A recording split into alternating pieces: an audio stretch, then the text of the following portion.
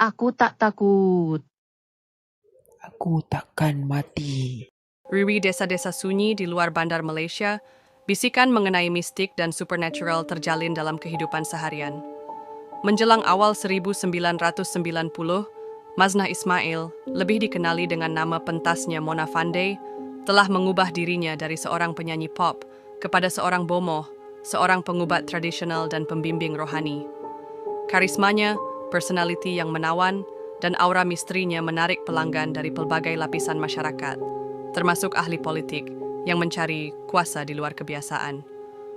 Mona pernah menjadi bintang yang menjanjikan dalam industri hiburan Malaysia. Suara merdunya dan kehadiran pentas yang memukau memberikannya pengikut yang sederhana. Pada akhir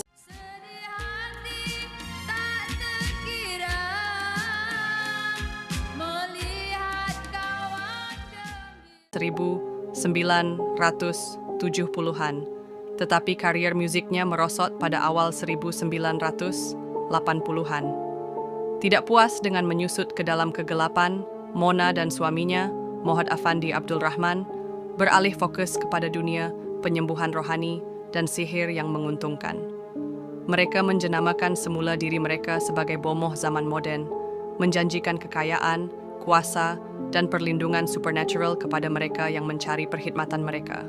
Reputasi mereka yang semakin berkembang sebagai bomoh kepada golongan elit membawa mereka kepada salah seorang pelanggan paling terkenal mereka, Datuk Mazlan Idris, seorang ahli politik yang sedang meningkat dengan cita-cita untuk naik pangkat dalam Pertubuhan Kebangsaan Melayu Bersatu, UMNO. Sebagai wakil rakyat Batu Talam di negeri Pahang, Mazlan memancarkan keyakinan dan tekad. Namun, dalam dunia di mana kejayaan politik sering memerlukan lebih daripada sekadar kerja keras, Mazlan berpaling kepada Mona dan Afandi untuk mendapatkan kelebihan. Cita-cita politik Mazlan sangat tinggi. Dia bermimpi untuk menjadi tokoh terkemuka dalam kepimpinan UMNO, suatu jawatan yang memerlukan pengaruh yang besar dan sumber kewangan yang banyak. Pada masa inilah dia mencari perkhidmatan Mona. Pasangan itu menjanjikan bantuan supernatural yang bukan sahaja dapat memastikan cita-cita politiknya tercapai, tetapi juga menjamin kemakmuran dan perlindungannya. Dalam bulan-bulan menjelang keputusan Mazlan yang malang, Mona dan Afandi dengan teliti membina imej mereka sebagai pembimbing rohani yang berkuasa. Mereka mendakwa memiliki azimat purba, termasuk satu yang mereka dakwa pernah dimiliki oleh Presiden pertama Indonesia, Soekarno. Dengan harga yang sangat tinggi, mereka berjanji untuk memberikan kuasa luar biasa dan kekayaan kepada pelanggan mereka. Tidak jarang mereka mengenakan bayaran beratus ribu ringgit untuk perkhidmatan mereka. Mazlan telah sepenuhnya mempercayai janji-janji Mona. Pada 2 Julai 1993, dia mengeluarkan hampir 300 ribu ringgit dari beberapa bank di Kuala Lumpur. Jumlah yang dipercayainya akan digunakan dalam satu ritual untuk memberikannya kekayaan yang tidak terhingga. Tanpa disedari, tindakan ini menandakan permulaan kepada pengakhiran. Pentaskannya sudah siap untuk satu tragedi yang akan menggoncang Malaysia. Mona, Afandi, dan pembantu setia mereka, Juraimi Husin, mula membuat persiapan untuk apa yang akan menjadi salah satu jenayah yang paling mengerikan dan sensasi dalam sejarah negara. Tanpa pengetahuan Mazlan, pasangan itu tidak berniat untuk memberikan kekayaan dan kuasa yang mereka janjikan. Sebaliknya, mereka melihatnya sebagai alat untuk mencapai tujuan mereka sendiri, seorang bidak dalam rancangan yang didorong oleh tamak dan khayalan. Apabila Mazlan mendekati rumah yang terpencil dan belum siap di Kampung Perwas, Ulu Dong, pada malam 2 Julai, dia tidak menyadari kegelapan yang menunggunya. Bagi bomoh yang karismatik ini bukan sekadar ritual. Ia adalah kemuncak dari satu plot yang terancang yang akan berakhir dengan pertumpahan darah. Peristiwa malam itu akan mengubah hidup semua yang terlibat selama-lamanya. Bagi Mona, Afandi, dan Juraimi, ia adalah kejatuhan ke dalam ketenaran buruk. Bagi Datuk Mazlan Idris, Ia adalah pengakhiran hidup yang penuh dengan janji dan cita-cita. Dan bagi Malaysia, ia adalah permulaan perbicaraan yang akan memikat negara dan menimbulkan persoalan mendalam tentang keadilan, takhayul, dan kemampuan manusia untuk kekejaman. Datuk Mazlan Idris, yang berpakaian politikannya yang biasa, tiba di rumah di Kampung Perwas, Ulu Dong. Lokasi itu jauh dari kemewahan lingkungan politiknya, sebuah rumah yang tidak mencolok dan belum siap, dikelilingi oleh hutan yang lebat. Namun, Mazlan bukan di sini untuk pertemuan politik atau lawatan biasa. Dia berada di sini untuk memastikan takdirnya. Mona Fandey dan suaminya, Mohd Afandi Abdul Rahman, menyambutnya dengan senyuman mesra. Mereka memainkan peranan mereka dengan mudah yang sudah dipraktikkan. Mona, bomoh yang mempesona, dan Afandi, pasangan yang serius dan boleh diharapkan. Berdiri diam-diam di dalam bayang-bayang adalah Juraimi Husin, pembantu mereka, yang telah ditugaskan untuk menjalankan sebahagian besar persiapan untuk ritual malam itu. Dalam minggu-minggu menjelang pertemuan ini, pasangan itu telah bekerja keras meyakinkan Mazlan tentang kuasa mereka. Mereka berbicara tentang ritual purba dan kekuatan mistik, tentang azimat dan jampi yang dapat memberikan kekayaan dan pengaruh yang luar biasa. Mereka bahkan menunjukkan kepada Mazlan apa yang mereka dakwa sebagai tongkat magic Soekarno, yang dikatakan mempunyai tenaga supernatural yang sangat besar. Mazlan, seorang lelaki yang bercita-cita tinggi dan pragmatik, mendapati dirinya semakin terjerat dalam jaring penipuan mereka. Pada hari itu, Mazlan telah mengeluarkan RM300,000 yang dikatakan sebagai kos ritual tersebut. Mona dan Afandi telah meyakinkannya bahawa wang itu akan digunakan untuk memanggil kekayaan yang tidak terhingga. Harga yang tinggi, tetapi Mazlan sanggup membayar demi janji kuasa dan kemakmuran. Bagi Mazlan, ini bukan sekadar transaksi, ia adalah pelaburan untuk masa depannya. Ritual bermula. Apabila jam menunjukkan pukul 10, ritual dimulakan. Mazlan diarahkan untuk menukar pakaian kepada kain sarong sederhana, pakaian yang melambangkan kesucian untuk upacara tersebut. Mona dan Afandi membawanya ke bilik mandi rumah itu, sebuah ruang yang diterangi samar-samar hanya dengan cahaya lilin. Udara tebal dengan bau kemenyan yang terbakar dan bunyi nyanyian yang lemah memenuhi bilik. Mazlan diberitahu untuk berbaring di atas lantai, kepalanya diletakkan di atas sebuah blok kayu kecil. Mona menyebarkan kelopak bunga ke atasnya, berbisik jampi semasa dia bekerja. Afandi berdiri tidak jauh, tangannya disatukan seperti sedang berdoa. Suasana itu penuh dengan keseriusan dan jangkaan, dan Mazlan, yang telah dibuai dengan rasa percaya, menutup matanya. Menurut rancangan, Mazlan diminta untuk membayangkan wang jatuh dari langit sebagai metafora bagi kekayaan yang bakal diterimanya. Mona, yang sentiasa menjadi pelakon, meyakinkannya bahwa ritual itu berada di puncaknya, bahwa roh-roh telah dipanggil dan bersedia untuk memberkatinya. Mazlan kekal diam, pikirannya dipenuhi dengan visi kejayaan dan kemakmuran. Namun, ritual itu mengambil jalan yang gelap. Berpelasan berdiri di luar pintu bilik mandi ialah Juraimi Husin, memegang sebuah kapak besar yang telah diasah lebih awal pada hari itu. Beberapa minggu sebelum itu, Juraimi telah menggali sebuah lubang dalam tanah di luar rumah, mengikut arahan Mona dan Afandi. Dia diberitahu bahwa itu adalah persiapan untuk kesimpulan ritual, walaupun tujuan sebenar lubang itu tidak disebutkan. Pada saat itu, Afandi memberi isyarat kepada Juraimi dengan anggukan. Tanpa ragu, Juraimi memasuki bilik. Pergerakannya sengaja, tetapi tanpa emosi. Mona dan Afandi melangkah ke belakang, memberi ruang kepadanya. Mazlan, yang terbaring tanpa pertahanan di lantai dengan mata masih tertutup, tidak menyadari bahaya yang mengancamnya. Dengan satu gerakan pantas, Juraimi mengangkat kapak dan menjatuhkannya ke leher Mazlan. Serangan pertama tidak cukup untuk memisahkan kepalanya sepenuhnya. Ketika darah mula mengalir di atas lantai, badan Mazlan sedikit menggigil. Juraimi menyerang sekali lagi dan kemudian kali ketiga, sehingga kepala itu terputus sepenuhnya dari tubuh. Mona dan Afandi memerhatikan dalam diam, ekspresi mereka tidak dapat dibaca. Bagi mereka, ini bukan pembunuhan, ia adalah kemuncak rancangan mereka, aksi terakhir dalam usaha mereka untuk mendapatkan kekayaan dan kuasa. Ketika tubuh Mazlan yang tidak bernyawa terbaring di hadapan mereka, mereka bergerak dengan ketepatan mekanikal, memulakan tugas mengerikan untuk memotong tubuh. Ketiga-tiga mereka bekerja dengan teliti untuk menyembunyikan bukti jenayah mereka. Menggunakan pisau dan alat tajam lain, mereka memotong tubuh Mazlan menjadi 18 bahagian. Daging dipisahkan dari tulang, dan setiap bahagian diletakkan dengan berhati-hati ke dalam lubang besar yang telah digali di stor rumah tersebut. Mereka kemudian menuangkan simen ke atas mayat itu, menutup kubur dengan lapisan konkrit. Bilik yang dipenuhi darah itu dibersihkan dengan teliti, alat-alat dibasuh dan disembunyikan. Menjelang subuh, hampir tiada bukti yang tinggal tentang ritual yang telah berlaku.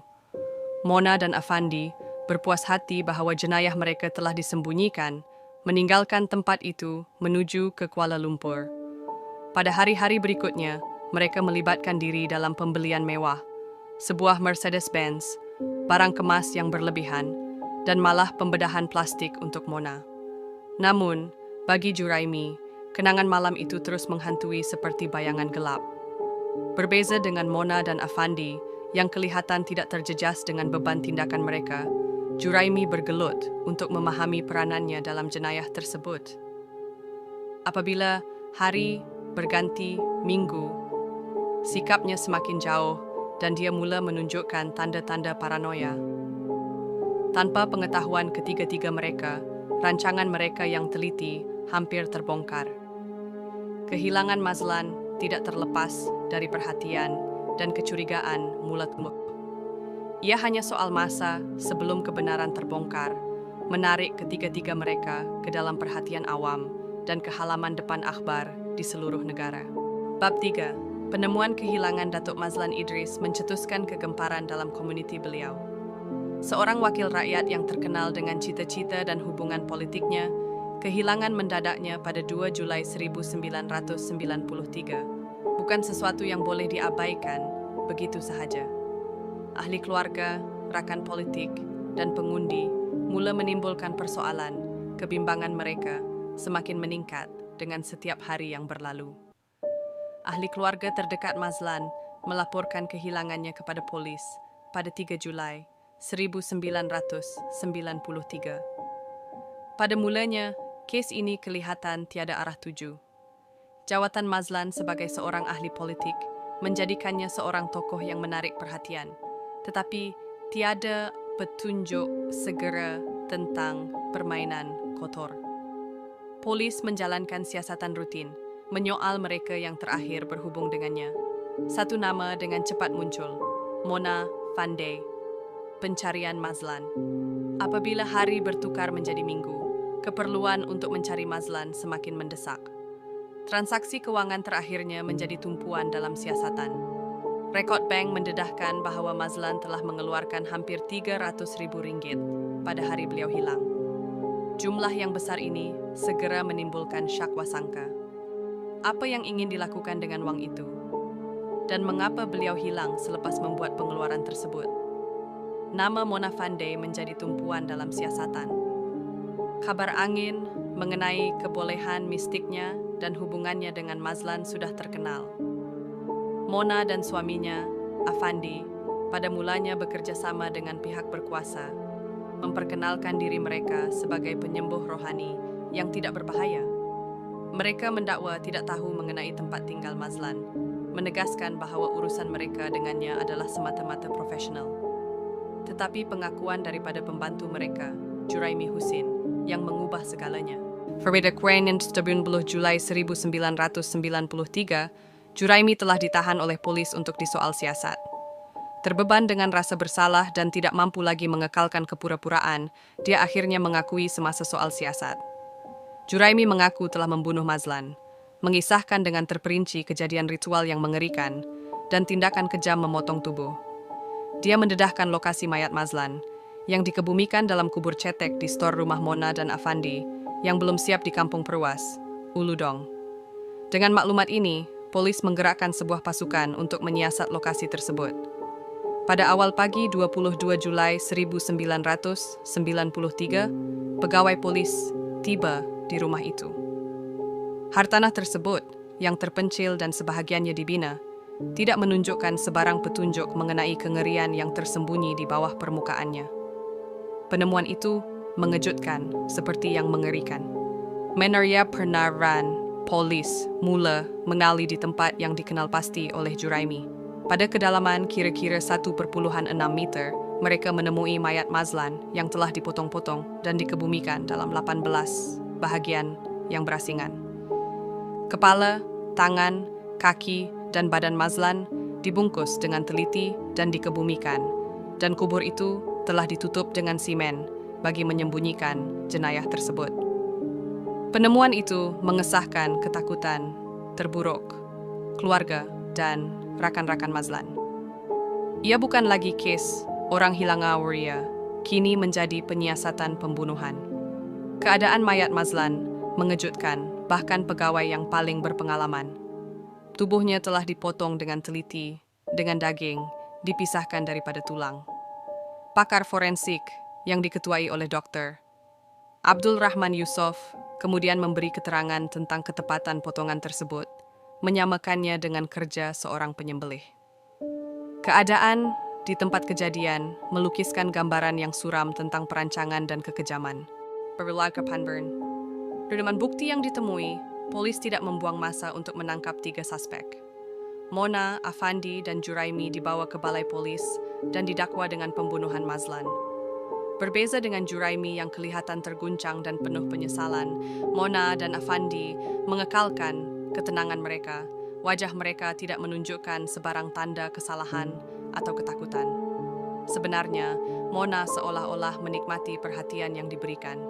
Dia tersenyum pada juru gambar ketika dia diiringi oleh polis. Personality flamboyannya dan sikap eksentriknya memikat media. Perilakunya amat bertentangan dengan beratnya situasi, yang semakin membakar rasa ingin tahu orang ramai terhadap kes ini. Seiring dengan perkembangan siasatan, lebih banyak butiran muncul mengenai jenayah tersebut. Ritual yang diatur oleh Mona dan Afandi hanyalah topeng untuk motif sebenar mereka, tamak. Janji kekayaan dan kuasa untuk Mazlan hanyalah helah untuk mengeksploitasi sumber-sumbernya dan menghapuskan dia sebagai liability. Reaksi awam berita tentang pembunuhan itu tersebar dengan cepat, mendominasi tajuk utama di seluruh Malaysia. Butiran mengerikan tentang jenayah itu digabungkan dengan perilaku Mona yang pelik dan teatrikal, menjadikan kes ini sensasi kebangsaan. Orang ramai terkejut dengan kekejaman perbuatan itu dan terpesona dengan elemen mistik yang mengelilinginya. Keflamboyanan Mona di mahkamah dan kenyataan-kenyataan misteriusnya kepada media hanya menambah kepada spekulasi. Dia terkenal dengan kenyataan, "Saya tidak akan mati," satu pernyataan yang penuh teka-teki yang meninggalkan orang ramai teruja dan tidak selesa. Keyakinan dan karismanya amat berbeza dengan sifat jenayah yang dingin dan terancang yang didakwanya. Pentaskannya sudah disiapkan untuk satu perbicaraan yang akan memikat negara, menimbulkan persoalan mendalam mengenai keadilan, takhayul, dan kemampuan manusia untuk penipuan. Bab 4. Perbicaraan bermula. Perbicaraan Mona Fande, Mohad Afandi Abdul Rahman, dan Juraimi Husin secara rasmi dimulakan pada 12 September 1994 di Mahkamah Tinggi Temerloh, Pahang. Dewan Mahkamah yang penuh sesak dengan wartawan, ahli keluarga, dan penonton yang ingin tahu menjadi pentas bagi salah satu kes paling terkenal di Malaysia. Perbicaraan ini yang dipengerusikan oleh Hakim Datuk Mokhtar Siden akan membuka butiran menakutkan tentang jenayah yang penuh dengan tamak, mistik, dan penipuan. Berbeza dengan kebanyakan tertuduh, Mona kelihatan menikmati perhatian yang diberikan. Pakaian flamboyannya, sikap berani, dan kenyataan misterius seperti "saya tidak akan mati" menetapkan nada bagi pertempuran undang-undang yang sangat mendapat liputan ini. Bersamanya, Afandi kelihatan tenang tetapi berjaga-jaga, sementara Juraimi kelihatan tertekan, sikapnya mencerminkan penyesalan. Kes ini berlangsung selama 65 hari, dengan 76 saksi yang memberi keterangan yang menggambarkan gambaran pengkhianatan dan pembunuhan yang dirancang. Kes pendakwaan-pendakwaan yang diketuai oleh Timbalan Pendakwa Raya Zakaria, SAM, membentangkan hujah yang kukuh dengan alasan tamak sebagai motif jenayah tersebut.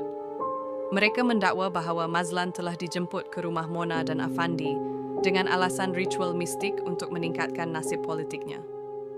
Sebaliknya, dia telah dibunuh dengan kejam. Titik utama kes pendakwaan termasuk 1. Perancangan dan motif kewangan Mazlan telah mengeluarkan RM300,000 pada hari pembunuhannya. Saksi dan pekerja bank memberi keterangan mengenai transaksi tersebut. Pendakwaan berhujah bahawa Mona dan Afandi mensasarkan Mazlan kerana kekayaan dan pengaruhnya, bertujuan untuk menghapuskan beliau selepas mencuri wangnya. 2. Peranan ritual-ritual itu adalah topeng bagi pembunuhan. Keterangan daripada jiran dan kenalan menggambarkan corak konsisten tertuduh yang mengeksploitasi pelanggan mereka di bawah topeng amalan rohani. 3. Pengakuan dan bukti forensik. Pengakuan Juraimi menghuraikan peristiwa yang membawa kepada pembunuhan, tindakan itu sendiri, dan pembuangan mayat Mazlan. Pakar patologi forensik, Dr. Abdul Rahman Yusof, memberikan keterangan pakar mengenai pemotongan tubuh Mazlan yang dilakukan dengan ketepatan untuk memastikan jenayah itu disembunyikan. Saksi utama. Pendakwaan memanggil pelbagai saksi yang memberikan keterangan yang menguatkan kes terhadap tertuduh. 1. Pekerja bank memberi keterangan bahawa Mazlan mengeluarkan sejumlah wang yang besar pada 2 Julai 1993 yang mengesahkan garis masa peristiwa tersebut. 2. Jiran dan penduduk kampung menggambarkan aktiviti luar biasa di hartanah Mona dan Afandi, termasuk Juraimi yang menggali lubang besar beberapa hari sebelum kehilangan Mazlan. Third Dr. Abdul Rahman Yusof memberi analisis forensik tentang mayat Mazlan, mengesahkan bahawa kematiannya berpunca daripada 3 pukulan kapak yang tepat di leher. 4. Pekerja runcit pekerja kedai barang kemas dan perabot menceritakan pembelian mewah yang dibuat oleh Mona dan Afandi sejurus selepas pembunuhan Mazlan. Peguam memberi keterangan mengenai dokumen palsu yang memberi Afandi kuasa peguam bagi pegangan tanah Mazlan. Pembelaan mengemukakan strategi berasingan untuk setiap tertuduh. 1. Pembelaan Mona dan Afandi peguam mereka, Gulam Mustafa Nadar Ali Khan, berhujah bahawa ritual itu tidak berbahaya dan kematian Mazlan adalah tidak sengaja, meletakkan sepenuhnya kesalahan kepada Juraimi. 2. Pembelaan Juraimi Karam Singh Bahal berpendapat bahawa Juraimi telah dipengaruhi oleh Mona dan Afandi, bertindak di bawah pengaruh air jampi, ramuan mistik, yang menyebabkan dia tidak mampu berfikir dengan rasional. Ketiga, ketidaksesuaian dalam bukti pembelaan menonjolkan percanggahan dalam keterangan saksi dan kekurangan bukti langsung yang mengaitkan Mona dan Afandi dengan tindakan pembunuhan tersebut. Teater di mahkamah. Perilaku dramatik. Mona menarik perhatian media. Dia sering tersenyum pada wartawan, kelihatan tidak peduli dengan beratnya tuduhan yang dihadapi. Sebaliknya, Juraimi kelihatan lebih tertekan, jelas terganggu dengan beban tindakannya. Afandi kekal tenang, sikapnya terukur dan terkawal. Suasana di mahkamah berayun antara ketegangan dan tontonan apabila pendakwaan dan pembelaan bertelagah mengenai naratif kes ini. Titik-titik pusingan dalam perbicaraan-perbicaraan ini menyaksikan beberapa detik penting. 1. Keterangan forensik penerangan terperinci oleh Dr. Abdul Rahman mengenai pemotongan tubuh Mazlan mengejutkan mahkamah, mengukuhkan hujah pendakwaan mengenai perancangan awal. 2. Pengakuan Juraimi kisah menakutkan beliau mengaitkan Mona dan Afandi sebagai dalang, menggambarkan bagaimana dia bertindak di bawah arahan jelas mereka. 3. Perilaku Mona ketiadaan rasa penyesalan dan kenyataan misteriusnya, seperti "saya tidak akan mati", menambah lapisan surreal kepada prosiding, meninggalkan kesan mendalam di kalangan orang ramai. Penghakiman hampir tiba. Menjelang penghujung perbicaraan, bukti yang ada terhadap tertuduh kelihatan begitu kukuh. Hakim dan juri menghadapi tugas besar untuk menegakkan keadilan dalam kes yang telah menggemparkan negara. Adakah mahkamah akan memegang Mona, Afandi, dan Juraimi bertanggung jawab atas tindakan mereka? Atau adakah keraguan akan menimpa kes pendakwaan? Pentaskannya sudah disiapkan untuk penghakiman yang akan dikenang dalam sejarah Malaysia. Bab 5. Penghakiman. Hari-hari terakhir perbicaraan menyaksikan emosi yang tinggi di Mahkamah Tinggi Temerloh. Setelah berminggu-minggu perdebatan sengit, keterangan grafik, dan penemuan forensik, nasib Mona Fandey, Mohd Afandi Abdul Rahman, dan Juraimi Husin terletak di tangan juri dan hakim Datuk Mokhtar Sidin. Pendakwaan telah membentangkan kes yang kukuh, menekankan perancangan teliti di sebalik pembunuhan Mazlan Idris dan niat bersama ketiga-tiga tertuduh. Pembelaan, walaupun berusaha menimbulkan keraguan terhadap bukti, telah bergelut untuk menjelaskan keterangan dan penemuan forensik yang amat menguatkan kes pendakwaan. Hujah penutupan 1. Hujah penutupan pendakwaan. Timbalan pendakwa raya Zakaria Sam merumuskan kes pendakwaan dengan menegaskan bahawa pembunuhan itu adalah perbuatan yang dirancang terlebih dahulu, yang didorong oleh tamak. Beliau menekankan transaksi kewangan, keterangan saksi, dan usaha yang sengaja untuk menyembunyikan mayat Mazlan sebagai bukti niat bersama tertuduh. Ini bukan kemalangan dan juga bukan perbuatan spontan. Ia adalah pembunuhan yang terancang dan dingin. Ketiga-tiga tertuduh memainkan peranan mereka dalam jenayah keji ini dan mereka harus menghadapi akibatnya. 2. Rayuan akhir pembelaan Gulam Mustafa Nadar Ali Khan yang mewakili Mona dan Afandi terus berhujah bahawa pasangan itu tidak berniat untuk membunuh Mazlan. Beliau menggambarkan ritual itu sebagai upacara rohani yang berlaku tidak seperti yang dirancang, dengan Juraimi bertindak secara bebas. Karam Singh Bahal yang mewakili Juraimi merayu agar diberi keringanan, menekankan bahwa anak guamnya berada di bawah pengaruh Mona dan Afandi dan tidak mempunyai niat pribadi untuk mencederakan Mazlan. Juraimi adalah bidak yang dimanipulasi oleh kuasa yang tidak dapat difahaminya. Dia layak menerima belas kasihan, bukannya kutukan. Pertimbangan juri. Pada 9 Februari 1995, setelah mendengar 65 hari keterangan daripada 76 saksi, juri yang terdiri daripada 7 anggota bersara untuk membuat pertimbangan. Dewan Mahkamah bergema dengan debaran. Juri hanya mengambil masa 70 minit untuk mencapai keputusan sebulat suara. Apabila mereka kembali, suasana di mahkamah menjadi sunyi. Ketua juri berdiri menghadap hakim dengan satu perkataan, bersalah. Dewan Hakim Datuk Mokhtar Sidin serai kepada ketiga-tiga tertuduh, memberi Dirna peluang untuk bercerai terkait hukuman dijatuhkan. Mona dan Afandi menolak, sementara Juraimi hanya berkata, "Saya serahkan kepada mahkamah." Hakim dengan nada yang serius menjatuhkan hukuman. Ketiga-tiga kamu dijatuhi hukuman mati melalui gantung. Beliau menjelaskan bahawa bukti dengan jelas menunjukkan niat bersama untuk membunuh Mazlan demi keuntungan kewangan dan bahawa jenayah itu dilaksanakan dengan kekejaman yang mengejutkan.